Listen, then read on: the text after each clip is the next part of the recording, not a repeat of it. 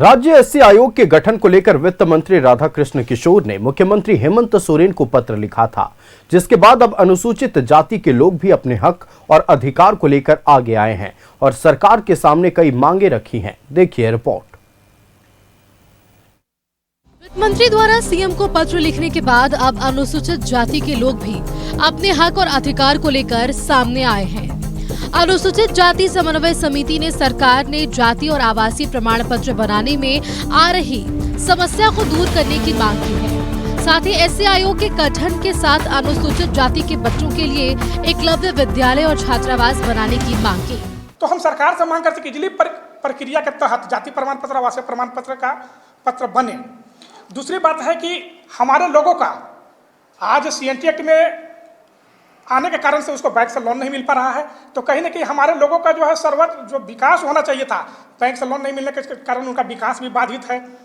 उसी तरह से हमारे जो जनसंख्या है उसके आधार पर हमें प्रतिनिधित्व भी इस राज्य में नहीं मिल पा रहा है। वित्त मंत्री राधाकृष्ण किशोर ने सीएम हेमंत सोरेन को पत्र लिखा था और राज्य एससी आयोग को पुनर्जीवित करने के लिए अधिसूचना जारी करने की मांग की थी।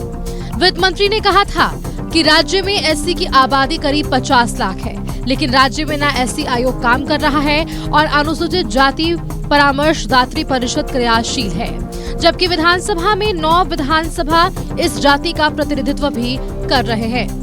ऐसे में अनुसूचित जाति समन्वय समिति ने ऐसे विधायकों का भी विरोध करने की चेतावनी दी है जो समाज के हक की आवाज नहीं उठा रहे हैं। जब एक मंत्री के मन में इतना पीड़ा है तो उन विधायकों के मन में भी पीड़ा होनी चाहिए, लेकिन वो पीड़ा उनके मन से नहीं आया और वो अपने विधानसभा क्षेत्र में समय दे रहे हैं या अपने व्यक्तिगत जीवन में समय दे रहे हैं। समाज में यदि समय देना है तो समाज का हम लोग भी आपके वोटर है, हमारी बातों को भी समझा जाए और हमारी बातों को जब तक आप नहीं समझिएगा हम लोग फिर बाइकआउट करेंगे आपका।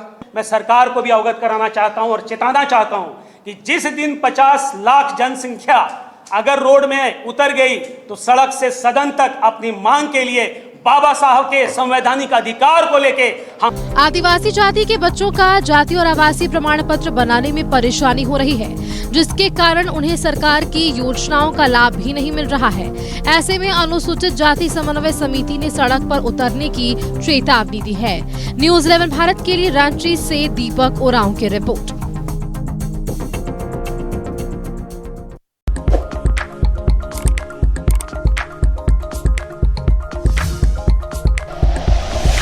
Like and share videos, subscribe करें हमारा चैनल और प्रेस करें बेल आइकॉन। न्यूज़ 11 भारत, सच है तो दिखेगा।